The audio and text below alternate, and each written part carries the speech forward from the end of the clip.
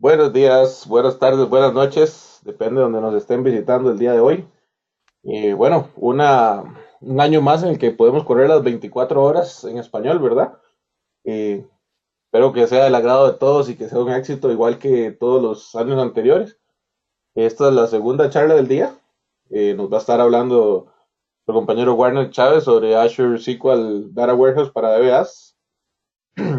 Mi nombre es Carlos Zulate, ya me han escuchado en otras sesiones los miércoles. Voy a estar moderándole a Warner. Entonces, si tienen preguntas, las pueden ir haciendo. Al final se van a contestar las preguntas. Y sin más por el momento, Warner, son todos tuyos. Bienvenido. Muchas gracias, Carlos, y muchas gracias a todos los que están conectados el día de hoy para las 24 horas de paz en español. El tema de hoy, Azure SQL Data Warehouse para DBAs de SQL Server. Bueno, me permiten que me presente. Mi nombre es Warner Chávez, tengo ya 10, casi 11 años de ser DBA de SQL Server y consultor para soluciones de plataforma de datos de Microsoft. He trabajado como DBA nivel 3 en Hewlett Packard, ahora trabajo como consultor principal en Pitian, es una compañía de servicios y consultoría en Canadá. Tengo el placer de ser Data Platform MVP. Si me quieren mandar algo al Twitter, ahí tienen la información de contacto. Si me quieren mandar un correo, también warner@sqlturbo.com. Si se les ocurre alguna pregunta, ya después, más tarde hoy, cuando ya pasó el webinar, no duden en mandarme un correo. El blog personal también está ahí mismo en sqlturbo.com y el blog de la empresa está en python.com. Ahí también tenemos varios artículos de otras tecnologías, MySQL, Oracle, Hadoop, Cassandra, etcétera. ¿Ok? Bueno, la agenda de hoy vamos a cubrir el servicio de Azure SQL Data Warehouse.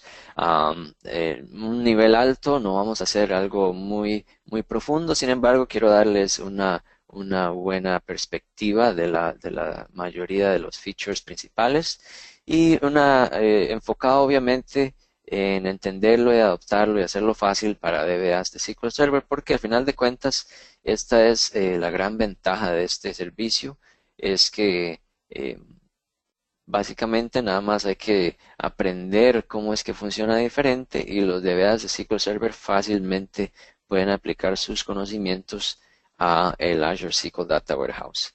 Así que los temas que vamos a cubrir, primero, por qué interesarnos en Data Warehousing o bodegas de datos en la nube, el modelo y el costo del servicio, diferencias con SQL Server y vamos a ver cargar y consultar los datos con el Azure SQL Data Warehouse y hacemos diferentes demos conforme vayamos avanzando sobre los temas. ¿Ok? Un par de prerequisitos. En la charla no va a ser una introducción a SQL Server, así que varios conceptos de SQL simplemente los voy a mencionar y cómo se comparan con SQL Data Warehouse. No vamos a entrar en explicar conceptos de SQL. Asumo que la gran mayoría de gente aquí son junior al mínimo, DBAs de SQL Server. La charla tampoco es una introducción a conceptos de bodegas de datos, sin embargo, no se ocupa ser un experto de bodegas de datos para entender el valor y las diferentes características que vamos a explicar en el slide deck. ¿Ok? Primero, hay que pensar por qué es interesante, por qué debería ser algo que tendríamos que aprender o nos debería interesar aprender a los DBAs. Y en realidad es la diferencia en cómo se hace una bodega de datos tradicional on-premises en su propio data center y cómo se hace en la nube. La idea de un proyecto de bodega de datos tradicional en su propio data center ha llenado de miedo a muchos directores de información, de tecnologías de información por muchos años, porque siempre se ha visto como una iniciativa que requiere una inversión inicial significativa y además requiere una inversión operacional significativa conforme la bodega de datos va creciendo. A diferencia de esto, en vez de tener digamos, si queríamos una inversión inicial significativa, digamos, en nuestro propio data center, que sería, podríamos ser digamos que es un SQL Server en una sola máquina, es una máquina, tendríamos que comprar algo bastante poderoso. Si quisiéramos ser SQL Server distribuido, sería comprar lo que se conoce como el PDW, el APS, y por supuesto soluciones de otros vendors como Oracle o Teradata, que de nuevo estamos hablando de una gran cantidad de dólares simplemente para iniciar. En la nube, por supuesto que esto es muchísimo más fácil, es un cobro regular y un precio que es muy predecible y conforme tengamos que crecer, vamos a ir creciendo el cobro mensual. Entonces no requiere ese gran cantidad de dinero para simplemente comenzar y arrancar. Tradicional en nuestro propio data center, poca flexibilidad en capacidad. Si estamos haciendo una bodega de datos clásica en un modelo de una sola máquina, puede ser Oracle, puede ser SQL Server, pues no es fácil escalar hacia arriba y escalar hacia abajo.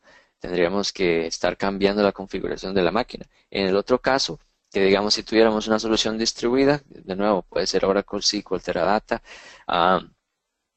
escalar hacia arriba, pues hay que hacer una orden de compra, traer lo que sea que hayamos comprado, digamos que compramos un cuarto rack, agregar el cuarto rack y después hay que darle soporte a ese cuarto rack extra y si queremos escalar hacia abajo, pues en realidad no hay ninguna opción, ya lo compramos, ya lo compramos.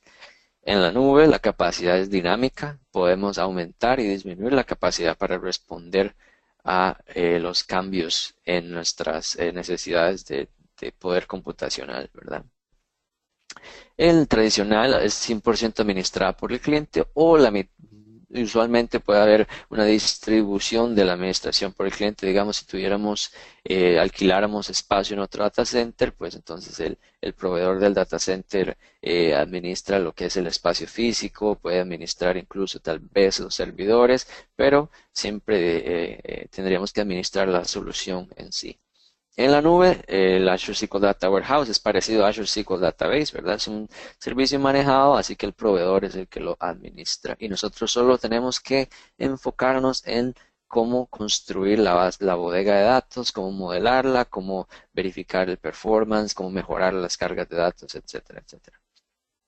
Y finalmente el otro punto que es una gran diferencia es que si estamos construyendo una bodega de datos, y esto es similar en lo que es bodega de datos o OLTP, SQL Server versus Azure SQL Database, digamos, es que en tradicional on-prem el software es estático. Eso es, si compramos SQL 2016, digamos, no, si tenemos SA, pues es semiestático, digamos, en el sentido de que no tengo que volver a pagar la licencia para recibir la siguiente versión. O si no tenemos ese, pues simplemente hay que limitarse a aplicar los service packs y nada más. Y depende obviamente del vendor si el service pack que va a agregar. Puede ser que sea un service pack muy bueno, como decir el último que acaba de salir de 2016, o puede ser que sea un service pack que no agrega nada mucho, ninguna nueva característica y nada más sean arreglos. Y de nuevo, el software es estático o semiestático. En la nube, el software está continuamente cambiando. Es transparente, o sea, Microsoft puede liberar mejoras al software sin necesidad de hacer ninguna interrupción del servicio. Usualmente el cliente ni siquiera se da cuenta y las mejoras simplemente van apareciendo conforme ellos hacen releases. Y hacen releases muy agresivamente y de manera continua, ¿verdad? Entonces esa es otra gran ventaja de construir un sistema como estos en la nube comparado a data center tradicional. Ahora, habiendo considerado estas ventajas de la nube contra el data center tradicional, ¿cómo podemos posicionar Azure SQL Data Warehouse? Si alguien nada más simplemente nos dijera, bueno, pero ¿por qué específicamente por qué me tiene que interesar Azure SQL Data Warehouse? Bueno, este es el servicio de nuevo de Microsoft Azure. Así que es un servicio de nube pública y como todos los servicios de nube pública no ocupa un contrato a largo plazo, se puede ir pagando conforme se consume, etcétera. Es parte de la familia APS PDW. Así que si alguien ya hubiera hecho una inversión en su propio data center a tener un Analytics Platform de Microsoft, o como también se lo conoce como el Parallel Data Warehouse, es muy fácil adaptar Azure SQL Data Warehouse y en realidad ahí también es parte de la familia general de SQL Server. Como he mencionado, en realidad es muy fácil para DBAs de SQL Server simplemente adaptar Azure SQL Data Warehouse. Es un servicio PaaS, Platform as a Service, y más específicamente es un servicio de Data Warehouse as a Service. Este concepto de Data Warehouse as a Service fue iniciado por Amazon con el lanzamiento de Redshift y otro competidor, por ejemplo, ahora en el mercado es Google. Google, su producto de Data Warehouse como un servicio se conoce así como BigQuery. Así que si de nuevo, si estamos haciendo un posicionamiento de cómo se compara Azure SQL Data Warehouse con otras ofertas en la nube de productos similares, estos dos son los competidores principales de Azure SQL Data Warehouse. En Amazon Redshift, en Google es BigQuery. Es un sistema MPP, es Massively Parallel Processing. Eso es una diferencia. Ahorita vamos a entrar un poco más en detalle en qué es el MPP, pero esto simplemente es que es un sistema distribuido, o sea que corre en múltiples máquinas. Tenemos el cómputo distribuido y el almacenamiento también es distribuido. Entonces hay una diferencia ahí. A veces el cómputo puede ser distribuido, pero es un solo almacenamiento. Por ejemplo, el Oracle RAC es una solución muy famosa que tiene cómputo distribuido, pero solo un almacenamiento. En Azure SQL Data Warehouse es cómputo distribuido y además almacenamiento distribuido. Así que los dos componentes están distribuidos, lo que es una característica importante porque nos va a dar una flexibilidad extra que vamos a ver más adelante. Bueno, y aquí concepto fundamental que hay que entender es el concepto de SMP contra el concepto de MPP. El SMP es Symmetric Multiprocessing, ese es el servidor común y corriente. Aquí obviamente estamos pensando en un SQL Server clásico, pero en realidad la gran mayoría de los sistemas, qué sé yo, un servidor de correo, un servidor de un controlador de dominio, un web server, todos esos son sistemas SMP. Un sistema MPP es un sistema que hace cómputo paralelo. Ya estamos hablando de lo que es, por ejemplo, obviamente Azure SQL Data Warehouse, lo que es el Redshift de Amazon, lo que es el BigQuery de Google, incluso Hadoop es un sabor de un sistema MPP, simplemente es computación distribuida y opcionalmente también el almacenamiento distribuido. En el caso de Azure SQL Data Warehouse, como mencioné, lo que sucede es almacenamiento y cómputo distribuido. En un sistema MPP, el poder del sistema es en el paralelizamiento. Entre más podamos correr un query o una carga en paralelo, más rápido va a ser el rendimiento del sistema. Entonces, esta es la arquitectura general de Azure SQL Data Warehouse. Tenemos un cliente, el cliente hace una conexión y la conexión es a el control node. El control node es como decir la puerta para ingresar al Azure SQL Data Warehouse. El control node además se encarga de mandar las diferentes instrucciones digamos, del query que estamos lanzando hacia los nodos de cómputo. Estos son estos nodos, estos servidores que están entre el control node y las distribuciones. Y esos compute nodes son los que hacen la ejecución de SQL propiamente. Los compute nodes pueden hacer la ejecución de SQL, toman resultados intermedios y el control node simplemente finalmente hace streaming de los resultados de vuelta hacia el cliente. Interesante además, como mencioné, es un sistema distribuido, así que para resolver consultas a veces es requisito mover datos entre los diferentes nodos y por eso existe un componente que está representado por esta flecha aquí entre los nodos que se llama el Data Movement Service.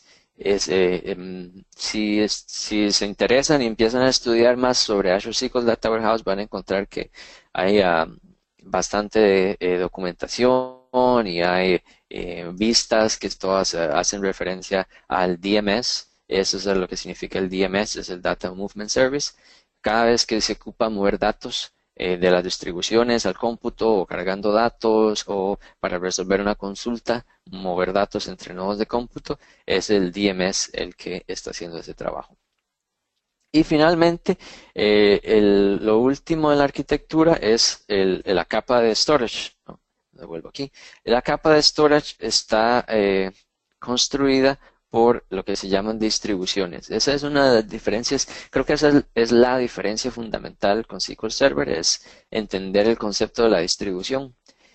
Lo que sucede es, para hacer paralelismo y para hacer rápidamente la escala, de escalar a más nodos, los datos cuando se cargan se distribuyen en diferentes bases de datos. Básicamente la capa de almacenamiento de Azure SQL Data Warehouse son múltiples bases de datos de SQL Server y cada base de datos de estas se llama una distribución. Y Azure SQL Data Warehouse tiene un número fijo, por lo menos hasta este momento en el tiempo. Cuando usted construye un Azure SQL Data Warehouse, se crean 60 distribuciones, 60. Por ahora ese es el número. Y esas 60 distribuciones son conectadas a la diferente cantidad de nodos que nosotros tengamos en el sistema. Digamos, el modelo más básico que podemos comprar de Azure SQL Data Warehouse tiene solo un control node y un compute node. En ese caso, el compute node tiene conectadas las 60 distribuciones. Si ya hacemos un incremento de la capacidad, por ejemplo, a lo que tenemos en el diagrama, que sería un control node y dos compute nodes, entonces un compute node tendría conectadas 30 distribuciones y el otro compute node tendría conectadas otras 30 distribuciones. ¿Okay? Entonces, el modelo de servicio, el cómputo y el almacenamiento se cobran y se escalan por separado, debido a que tenemos estas capas aquí separadas del compute y las distribuciones. Las distribuciones pueden crecer conforme cargamos más datos y tener la misma cantidad de cómputo y de la misma manera las distribuciones pueden mantenerse igual y podemos agregar más compute nodes y escalar el cómputo. Entonces, esto es, por ejemplo, una diferencia con Redshift. En Amazon, en Redshift no se puede escalar cómputo y almacenamiento por separado, sino que en Redshift, cuando uno ocupa escalar, tiene que agregar un nodo. Y el nodo siempre trae cómputo y almacenamiento junto. Entonces, esa es una ventaja que tiene SQL Data Warehouse sobre Redshift, que se puede escalar por separado, mientras que Redshift siempre hay que escalar en la unidad del nodo completo. Así que si, digamos, si ocupamos más almacenamiento, pero no ocupamos más cómputo, no tenemos opción y tenemos que agregar el nodo entero. Aquí sí tenemos opción, podemos agregar cómputo o agregar almacenamiento. Y estos se cobran separados. El cómputo se mide en lo que se llaman Data Warehousing Units. Estos Data Warehousing Units es parecido, si son familiares, si tienen familiaridad con el Azure SQL Database, pues sabemos que Azure SQL Database tiene el Database Transaction Unit. Bueno, esto es la misma idea, solo que aplicado a un Data Warehouse. Así que tenemos Data Warehousing Units. Y lo que controlan los Data Warehousing Units es la capacidad de los Compute Nodes. Entonces, si volvemos aquí al diagrama, si yo tengo un Data Warehousing Unit de 100, entonces la solución va a ser solo este Control Node y ese Compute Node. Si yo, por ejemplo, hago un Data Warehouse de 200, entonces la solución va a incluir todo esto aquí. Y si siguiera escalando así hacia arriba, no sé en este momento, no me acuerdo cuánto es el límite mayor, pero simplemente así es como el sistema se maneja. Conforme vayamos aumentando los Data Warehousing Units, nos va incrementando la cantidad de nodos y la capacidad de esos nodos. El almacenamiento se cobra en incrementos de 1 terabyte, así que aunque en el momento en que usted crea la Data Warehouse, el Azure SQL Data Warehouse, se le empieza a cobrar 1 terabyte de storage premium mensual. Aunque solo esté usando 20 gigas, igual se le cobra 1 terabyte de premium mensual. Y en el momento que usted cruce la frontera del terabyte, ya se le empiezan a cobrar 2 terabytes, porque son incrementos de 1 terabyte. Ahora, la desventaja obviamente es que si tenemos una base de datos o un data warehouse que crece muy lentamente, puede ser que estemos pagando por 2 terabytes cuando todo el año pasamos de 1.1 terabyte a 1.3 terabytes, ¿verdad? Esa es una desventaja de este sistema de cobro en este momento. La ventaja simplemente es que es mucho más fácil eh, primero, de predecir la cuenta, y segundo, que es más fácil si sabemos que el sistema va a crecer, básicamente recibimos el mismo cobro por un gran periodo de tiempo hasta que lleguemos hasta el límite de 2 terabytes. Um, Inicialmente, cuando el sistema estaba en preview, se cobraba con storage estándar y se cobraban incrementos de 1 gigabyte. Sin embargo, el team hizo el estudio de cómo la gran mayoría de la gente está utilizando Azure SQL Data Warehouse, y la verdad es que no tiene mucho sentido utilizar Azure SQL Data Warehouse si no se está utilizando por lo menos 1 terabyte. Si no se ocupa más de 1 terabyte, pues se puede usar Azure SQL Database o simplemente el SQL Server normal. Así que el team decidió irse a incrementos de 1 terabyte y además cambiar de Standard Storage al Premium Storage, para tener más rendimiento, obviamente. Otra diferencia muy importante del sistema es que Azure SQL Data Warehouse permite hacer pausa del cómputo. Así que si yo le hago pausa al cómputo, pues entonces lo que son todas las distribuciones quedan guardadas en el Premium Storage, y todo esto desaparece y no me lo cobran. En el momento en que le quitemos la pausa al cómputo, de nuevo las distribuciones ya existían y simplemente se inician los compute nodes y se inicia el control node y el data warehouse está listo. Gran diferencia de nuevo con Redshift, especialmente porque en Redshift no se puede hacer pausa del cómputo. La única manera de que se puede hacer algo similar en Redshift es botar el clúster y volver a restaurarlo, y lo cual puede durar una gran cantidad de tiempo. Botarlo no es el problema es restaurarlo y lo que dura en volver a estar operacional. Google BigQuery es diferente. Google BigQuery no ocupa hacer pausa del cómputo, pero en Google BigQuery más bien se cobra por consulta. Así que dependiendo de qué tan pesado o ocupado pase la Data Warehouse, puede ser que tal vez incluso se pague más pagando por consulta en vez de simplemente tener un pago fijo cuando la Data Warehouse está arriba. Backup y recovery. En este momento el servicio lo que hace es que retiene backups por 7 días, y estos backups básicamente Azure hace un snapshot de la bodega de datos de cada 4 a 8 horas. No hay un número exactamente definido, simplemente Microsoft dice de cada 4 a 8 horas, máximo 8 horas, vamos a estar haciendo un snapshot de la bodega de datos. Así que por lo menos sabemos que lo van a hacer 3 veces al día mínimo, pero no está definido exactamente si puede ser que va a ser más, si hacen, digamos, cada 5 o si se hace cada 8. Simplemente lo que dan es un intervalo de tiempo. En caso de disaster recovery, se puede hacer un geo-restore. El geo-restore es cuando se hace un restore a otra región. Cada data center tiene lo que se llama un paired data center, que es como un data center que tiene afinidad con el otro. Por ejemplo, East US, no sé si tendrá afinidad digamos que tiene afinidad con Central US. Entonces, en el caso de un desastre, se puede hacer un restore. Si el Data Warehouse está en East US, podríamos hacer el restore en Central US. Los restores que se pueden hacer de diferentes regiones geográficas se hacen con un backup diario. Así que en el caso de un desastre, sí podríamos tener que recargar los datos de un día. Y por el momento, si se ocupa retener una copia de la bodega de datos por más de 7 días, la solución es hacer un restore y apagar el cómputo, y nada más tener las distribuciones en storage y nada más.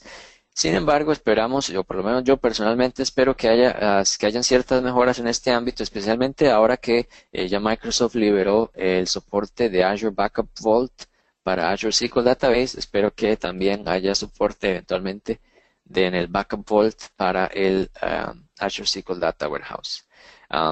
Sin embargo, si pensamos, comparamos con el escenario on-prem tradicional, pues si usted tiene una data warehouse de 20 terabytes, 30 terabytes, no conozco mucha gente que haga backups muy frecuentes de 30 terabytes de todas maneras. Así que yo pienso que por lo menos como oferta inicial es aceptable y esperemos que eventualmente integren el Backup Vault para tener backups de bajo precio para las bodegas de datos también.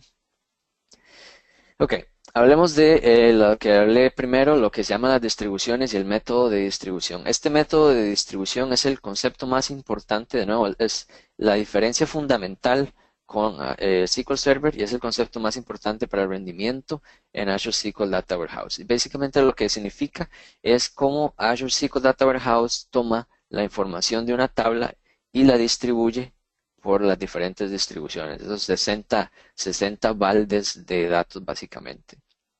Actualmente hay dos métodos. Uno es una distribución que se llama distribución hash. En la distribución hash, Azure SQL Data Warehouse toma un registro y toma una columna, aplica la función hash en una columna y dependiendo del resultado la pone en una distribución. Y si viene otro registro con el mismo valor en esa columna, pues entonces esos registros van a terminar en la misma distribución. Si tiene otro valor con otra columna, o la misma columna con otro valor, termina en una distribución diferente. Ese es el método hash. También, si no existe una columna o si los valores no están ordenados de manera uniforme, se puede utilizar lo que se llama una distribución round robin. Simplemente es así como suena, round robin. El Azure SQL Data Warehouse empieza a leer todos los registros y va distribuyendo los registros de manera uniforme, en orden, sobre todas las distribuciones. Así que en round robin siempre nos garantizamos que los datos estén distribuidos de forma uniforme, pero no hay afinidad de que los datos con una columna similar terminen en la misma distribución. Hay otro método que existe actualmente en APS, PDW, pero que no está en Data Warehouse en este momento, es lo que se llama una tabla replicated. La tabla replicated básicamente, pues así como suena, es el sistema toma la tabla y la copia en todas las diferentes distribuciones. Esto es recomendado, por ejemplo, en APS PDW se recomienda utilizarlo para información de catálogo pequeño o, por ejemplo, una dimensión de fechas que en realidad no depende de los datos y la dimensión de fechas simplemente va a ser la misma en todos los nodos. En este momento el concepto de tabla replicated no está disponible en Data Warehouse. Así que, por ejemplo, si tuviéramos una dimensión de fechas, en este momento la recomendación es simplemente hacer una distribución round robin para una dimensión de ese tipo. ¿Okay? Ok, así que entremos en detalle en lo que son las diferentes distribuciones. Como dije, la distribución hash lo que hace es que los valores iguales terminan en la misma distribución. Hay afinidad de registros si tienen el mismo valor de la columna que definimos para el hash. Así que, por ejemplo, si estamos haciendo joins entre dos tablas y esas dos tablas las distribuimos con hash de la misma columna, por ejemplo, digamos un Customer ID en la tabla de fax de ventas y Customer ID en la tabla de la dimensión del customer, pues entonces cuando hacemos join, los datos para cualquier cliente siempre van a estar en la misma distribución y no hay que moverlos. Esa es la ventaja de la distribución hash. Cuando tenemos ese tipo de join donde las tablas están distribuidas hash con la misma columna, eso es lo que se llama un join colocado y eso significa que no hay que hacer movimiento de datos para hacer ese tipo de join. Movimiento de datos es básicamente es la operación más costosa en Azure SQL Data Warehouse. Siempre que podamos evitar mover los datos, deberíamos de tratar de diseñar de esa manera. No solo en Join, también por ejemplo, sí, Join obviamente es el caso de uso más popular para evitar movimiento de datos, pero por ejemplo si también se utiliza en un group by, tampoco se ocupa mover datos si tenemos las tablas colocadas con la misma columna hash. La desventaja de la distribución hash es que si un valor es dominante, una distribución puede terminar sobrecargada y tener más datos que el resto. Por ejemplo, si tenemos una bodega de datos y tenemos 50 clientes, pero dos clientes son 80% de nuestro negocio, entonces esa columna de cliente no es un buen candidato para la distribución hash, porque lo que va a suceder es que dos distribuciones van a estar recargadas con 80% de los datos en vez de ser distribuidas de manera uniforme. Si ese es el caso, entonces es preferible ver si hay otra columna que tal vez distribuya los datos mejor y que también sea utilizada en joins, sea utilizada en group bys, o último caso, simplemente distribuirlos de round robin y así siempre vamos a tener movimiento de datos, pero por lo menos el sistema va a ser utilizado en paralelo. Recordemos, el poder máximo de un Azure SQL Data Warehouse es cuando todos los nodos pueden trabajar en paralelo. Si tenemos un Azure SQL Data Warehouse que pagamos por tener 4 nodos, pero cada consulta solo puede activar un nodo porque tenemos un sistema sobrecargado de ciertas distribuciones, entonces no estamos en realidad teniendo ninguna ventaja de tener un sistema MPP. Si siempre solo se activa un nodo, pues entonces más fácil podríamos tener un sistema SMP simplemente. Este es el concepto que hablaba de distribución sobrecargada. Si tenemos, por ejemplo, un cliente dominante, carga una distribución de manera mucho más abrumante que el resto, pues entonces solo vamos a tener un nodo de cómputo, que es el que tiene conectada esa distribución sobrecargada, es el que va a estar haciendo la gran mayoría del trabajo, y no tomamos ventaja del paralelismo natural de un sistema como Azure SQL Data Warehouse. Round robin, como dije, es más fácil, es simplemente todos los registros se distribuyen de forma round robin en todas las distribuciones, no importa el valor en el registro, simplemente se distribuyen en orden. El movimiento de datos con una tabla round robin es más frecuente porque no hay ninguna afinidad entre registros. Si una tabla no tiene una buena columna para hash, como mencioné, no podemos evitar la sobrecarga de una distribución, pues es mejor tenerla simplemente como round robin. Y si en el caso de que hay un valor si es dominante, pues no hay que preocuparse, round robin pues simplemente siempre va a darnos una distribución uniforme porque todos los valores para este valor dominante van a terminar distribuidos en las 60 distribuciones. Okay. Alright. Salgamos aquí de los slides y hagamos un demo aquí del portal y los metadatos que podemos sacar de Azure SQL Data Warehouse. El portal va a ser muy fácil, nada más voy a enseñarles la experiencia de Azure SQL Data Warehouse en este momento. Si queremos agregar un Data Warehouse, es nada más ir a New. El nodo de Data Warehouse se encuentra aquí donde dice Databases.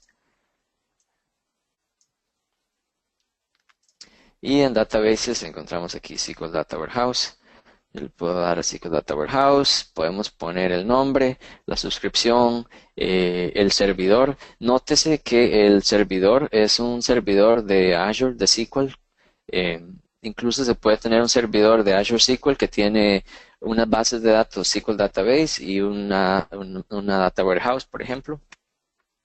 Y el performance, está aquí este slider, aquí abajo. Y básicamente aquí podemos escoger el performance inicial del Data Warehouse.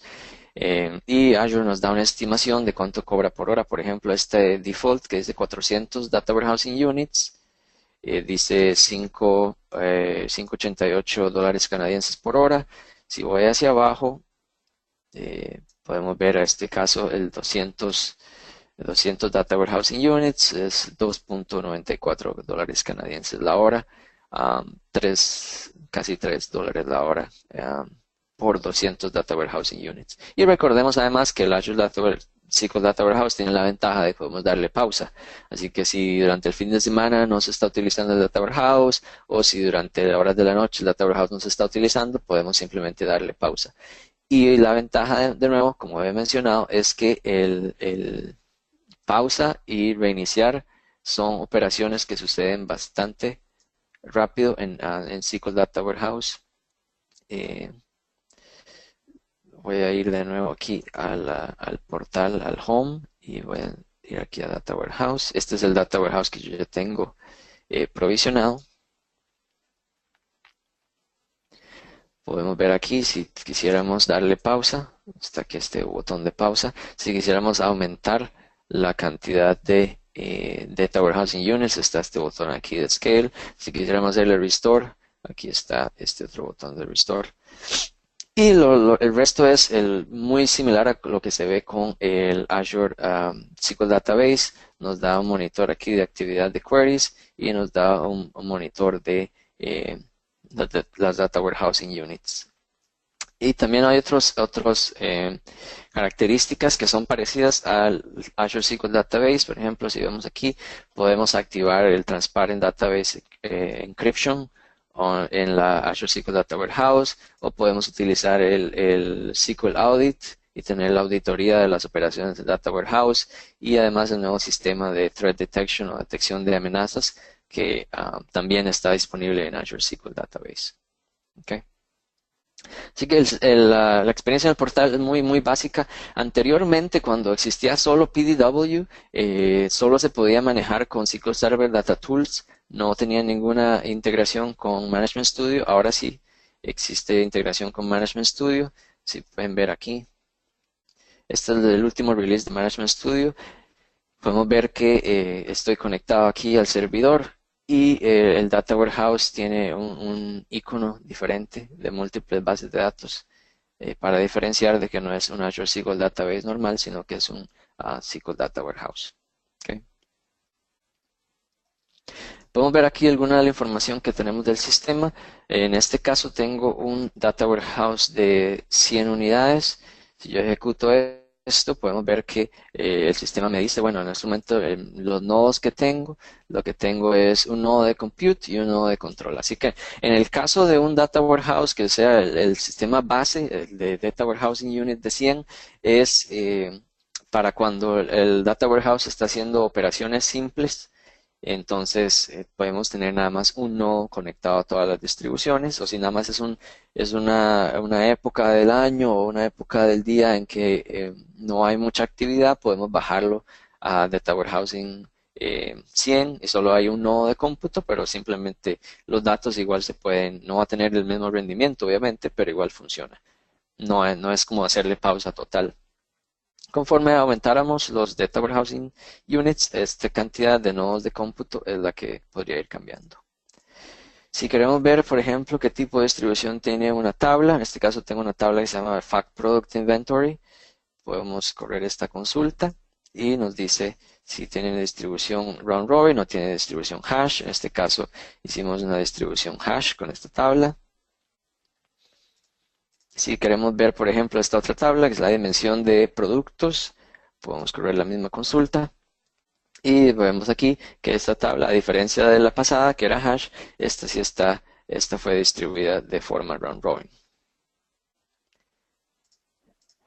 Si tenemos distribución hash, además podemos hacer una consulta y ver cuál fue la columna que fue utilizada para hacer la distribución hash. En este caso, en la tabla del Fact Product Inventory, utilizamos la columna del Product Key, que es un integer, un entero, para hacer la distribución de hash.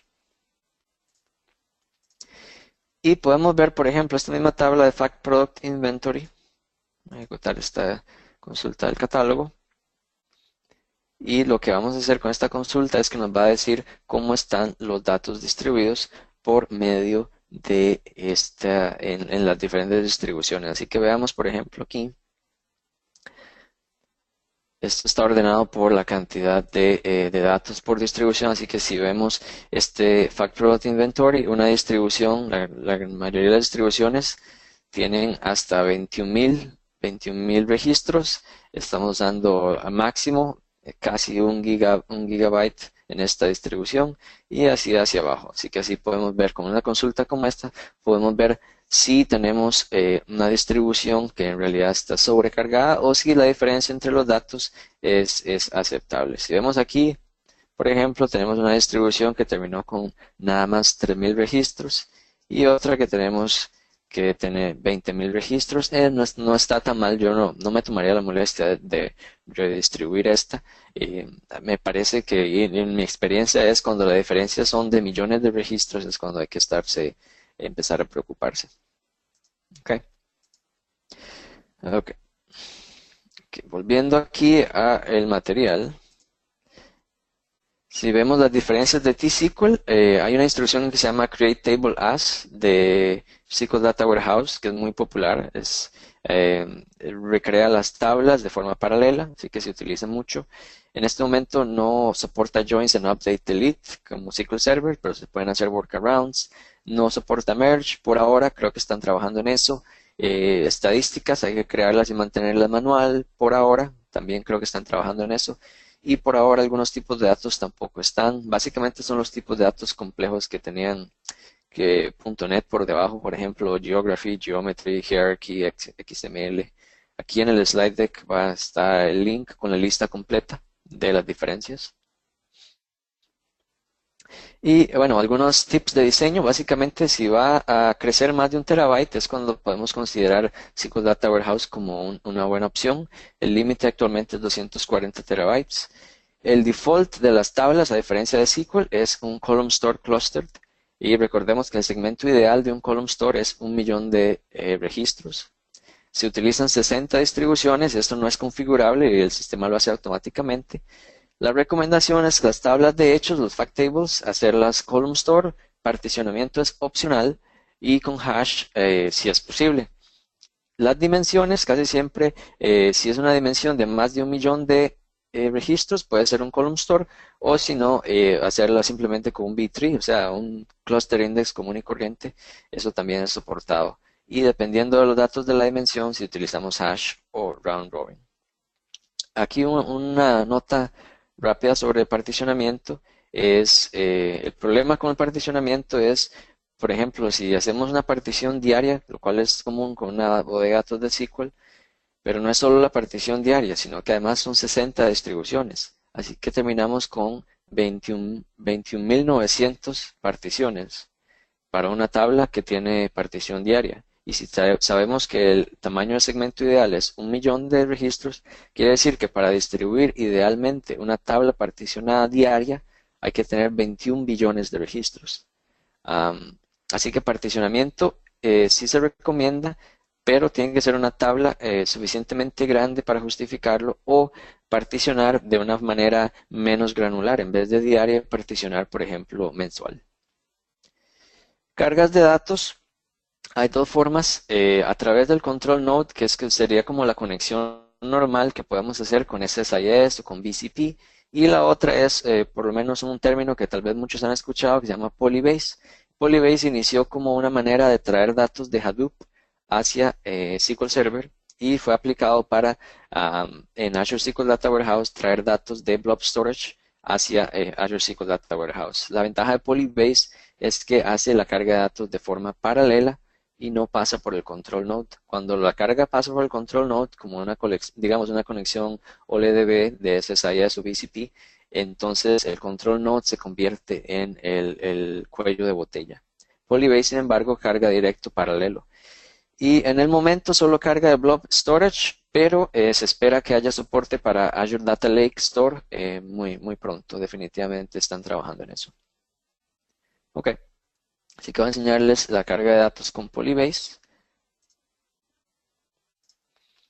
y enseñarles cómo es que se configura. Primero se ocupa un master key en la base de datos. Ya todos estos metadatos yo los corrí, así que solo vamos a correr la carga propiamente. Se crea un master key. Después se crea lo que se llama una credencial en la base de datos con un valor secreto. Este secreto se puede obtener del storage account del portal. Una vez que tenemos ese credencial, se crea lo que se llama un external data source y pueden ver aquí la dirección es básicamente a un blob storage de su cuenta. Después creamos lo que se llama un archivo de formato. Ese archivo nos va a decir cómo los valores están definidos. Aquí pueden ver que, por ejemplo, este es un CSV. Tenemos field terminator, la coma. Y finalmente, lo que se hace es que se crea una tabla externa. Pueden ver aquí la tabla externa con las columnas y le decimos que está en este folder utilizando esa cuenta de storage y utilizando el formato de CSV. Cuando ya definimos esta tabla de storage, entonces podemos leer de esa tabla de storage. En este caso, si pueden ver aquí, estamos haciendo lo que dije, el create table as, es el create table as, esta fact transaction history 24 horas con la distribución hash en el product key. Y lo que hacemos es un select star de esa tabla externa, el que la puse en el esquema de stage. Vamos a correr esto, vamos a ver si carga la tabla. Okay. Y cuando está cargando se puede monitorear también el progreso de la carga. Vamos a ver cuánto dura en iniciar.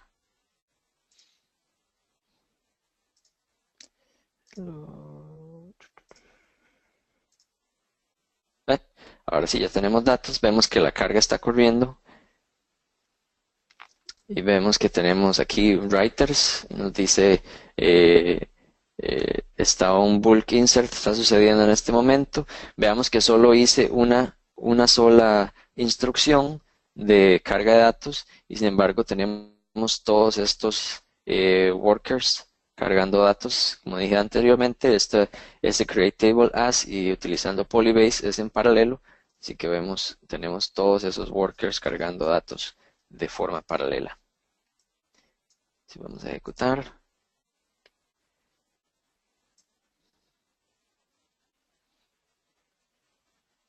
Aquí podemos de nuevo ver, por ejemplo, nos da muchos detalles para poder monitorear la carga de datos. Podemos ver cada worker, a la velocidad que está leyendo, estos bytes por segundo, cuántos datos ha leído, bytes procesados y cuántos registros ha leído, registros procesados también.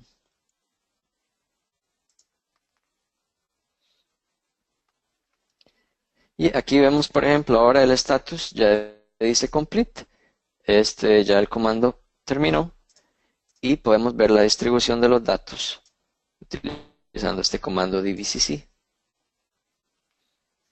Y aquí podemos ver entonces las diferentes distribuciones y cuántos registros se cargaron en cada distribución. Si vemos aquí son 60 distribuciones, cada una cargó aproximadamente medio millón a máximo pareciera como unos 640 por ahí datos, o sea, cargamos una cantidad no insignificativa de datos y terminó básicamente, ¿qué fue eso?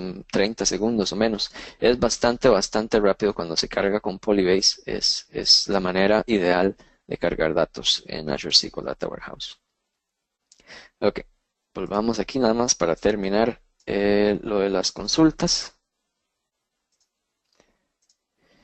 Hay ciertas diferencias en lo que es el comportamiento de las consultas de datos. Básicamente hay unos límites de concurrencia. Dependiendo de cuántos de Data Warehousing Units tengamos, podemos correr más consultas en paralelo. Hay un límite de tamaño de transacción, dependiendo de nuevo de los Data Warehousing Units. Hay un concepto que se llama la clase de recursos. Y esto es como decir un mini resource governor, que cada usuario se le puede asignar una clase de recursos para darle más memoria. Otra diferencia con SQL es que algunas de las DMVs de Azure SQL Data Warehouse tienen información histórica, así que podemos ver lo que ha sucedido en el pasado. Creo que en este momento la que mantiene más datos mantiene 10.000 registros y simplemente si se pasa a los 10.000 registros empieza a botar los registros más viejos. Y se recomienda el uso de query labels para hacer troubleshooting. Query labels, ahorita lo vamos a ver lo que es. Aquí se ve lo que es la clase de recurso, resource class. Hay hasta small, hasta extra large, y eso controla cuánta memoria se le da a cada consulta.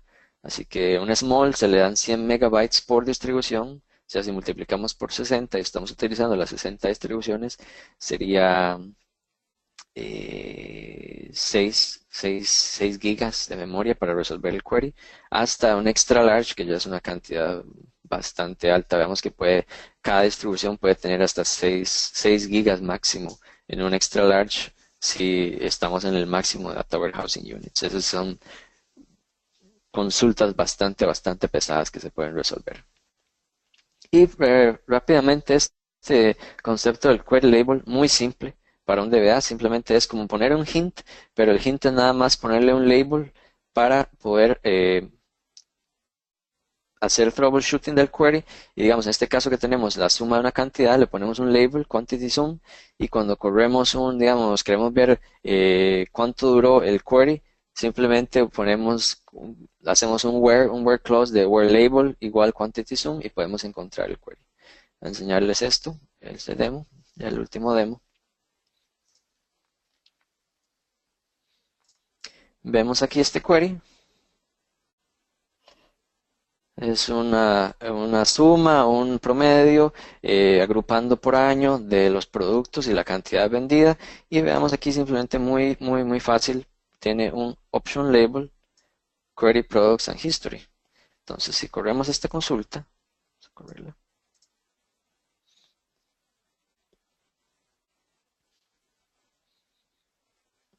Ok, tenemos los resultados. Y utilizando este mismo label, yo puedo venir aquí y ver qué sucedió con esta consulta a nivel de request. Por ejemplo, vean aquí estoy utilizando simplemente el where clause. Y vemos a nivel de request, podemos recuperar todo tipo de información. Podemos ver en el momento en que se lanzó la consulta, que tiene el submit time, el momento en que comenzó la consulta, el momento en que terminó la consulta, cuánto duró en tiempo total, el apps. Podemos ver esto fue 4 segundos, 4000 milisegundos, y el comando que está utilizando este label en particular. Esto es de nuevo muy diferente con SQL Server. SQL Server mantiene esta información cuando la consulta está corriendo, pero una vez que la consulta ha terminado, se olvida completamente de esto. SQL Data Warehouse sí mantiene cierta historia con esto. Y esto es a nivel de request. Se pueden ver esta historia a diferentes niveles. A nivel de worker, por ejemplo, podemos ver los threads que estuvieron involucrados en resolver esta consulta. Veamos aquí, se ven que hay readers hash y después los writers que fueron utilizados para escribir resultados intermedios de la consulta. Podemos ver además a nivel de distribución. Bueno, en este caso parece que... bueno, aquí dice test. Vamos a ver. Ahora sí. Y podemos ver a nivel de distribución también lo que hizo la consulta. Vean qué interesante aquí. A ver si les puedo enseñar. Aquí vemos este... Nos dice además los comandos que se ejecutaron. Cuando monitoreamos a nivel de distribución, nos dice los comandos que se ejecutaron en cada distribución. Así que nos da una idea de qué es lo que está haciendo SQL para resolver la consulta de manera distribuida. Ya que creó una tabla TempDB, después hizo una consulta y después hizo aquí la limpieza, borrando esa tabla de TempDB que tuvo que crear para resolver la consulta. Esto es otra diferencia de Azure SQL Data Warehouse, es que la ejecución de las consultas tiene dos niveles. En SQL Server simplemente nos preocupamos por el plan de ejecución y nada más. En Azure SQL Data Warehouse hay dos niveles. Una es el que hizo Azure SQL Data Warehouse en operaciones distribuidas para resolverlo y además cuál fue el plan de ejecución de la operación específicamente. Okay. Así que para los que quieran estudiar y de verdad convertirse en gurús de tuning de Azure SQL Data Warehouse, hay mucha oportunidad conforme este servicio se haga más popular y más gente lo adopte. Hay mucha tela que cortar en cuanto a entender qué es lo que está haciendo el optimizer y de realidad optimizar las queries de Data Warehouse también. Ok, y bueno, ese es el final del material que tengo para hoy. Eh, Charlie, no sé si tenemos algunas preguntas. Bueno, de momento no tenemos, pero si tienen preguntas, pueden empezar a hacerlas de una vez para dar las preguntas a Warner. También recordarles que si queda alguna pregunta sin responder o faltaron, pueden contactar a Warner y hacer las preguntas directamente. Y vamos a ver, ya tenemos aquí, eh, Warner, que si les puedes recordar el correo. Sí, voy a devolverme aquí la del contacto y ahí se las dejo. Y bueno, ahí tienen el contacto de Warner por si quieren también hacerle llegar sus preguntas. Eh, de ahí creo que les quedó bastante claro a todos. No tenemos. Todo bien. Los invito a que hagan, que jueguen con este servicio. De hecho, que en este momento, si quieren registrarse, Microsoft está regalando un mes gratis de Azure SQL Data Warehouse. Así que es un buen momento para empezar a aprender y jugar con este nuevo producto que yo personalmente, de nuevo, creo que se va a convertir en algo muy popular conforme la gente empiece a no solo a migrar bodegas de datos, sino a ver el valor de implementar directamente bodegas de datos en la nube de esta manera. Y pensar que muchas empresas, especialmente empresas de tamaño mediano, un proyecto de bodega de datos simplemente era imposible ponerlo en el presupuesto. Personalmente, yo creo que ahora con todas estas opciones en la nube, sí, incluso una empresa de tamaño mediano puede darse el lujo de tener su bodega de datos. Así que creo que es una mina de trabajo para todos nosotros, DBAs. Bueno, aquí vamos. Bueno, tenemos una pregunta aquí rápidamente que dice que nos preguntan si se cobra por consumo o almacenamiento. José John Hardis. Se cobran los dos, se cobran los dos y se cobran de forma independiente. Así que si la base de datos está corriendo, si el data warehouse está arriba, no está pausada, entonces se le cobra cómputo y se cobra almacenamiento. Pero si está pausada, solo se cobra almacenamiento. Y si usted tiene la misma cantidad de cómputo y solo está aumentando el almacenamiento, solo el cobro de almacenamiento le va a cambiar y el otro cobro se va a mantener igual. Y de la misma manera, si usted los datos no han cambiado, simplemente quiere tener más poder para que los queries se completen más rápidamente, se le puede cobrar más por cómputo y paga lo mismo por almacenamiento. Es una de las ventajas del sistema, de hecho, es esta flexibilidad de manejar cómputo y almacenamiento de manera independiente y cobrarlo de manera independiente. Y nos confirman si les quedó claro. Eh, bueno, ya que estamos como un poco sobre tiempo, recordarles que todas estas presentaciones las vamos a estar subiendo las grabaciones, ¿verdad? Por si alguno llegó tarde y quiere verlas del inicio. Eh, Sin más por el momento, bueno, darle las gracias a Warner, una bastante interesante charla y como dijiste, un tema bastante interesante para empezar a practicar y jugar.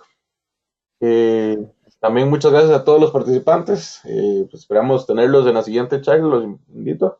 Jerry Bisbe, que nos va a estar hablando sobre SQL CMD fuera de la caja, utilizaciones creativas de la línea de comando. Entonces los vemos en las siguientes charlas durante todo el día. Muchas gracias, Warner. No- Nos vemos en las siguientes. Muchas gracias a todos.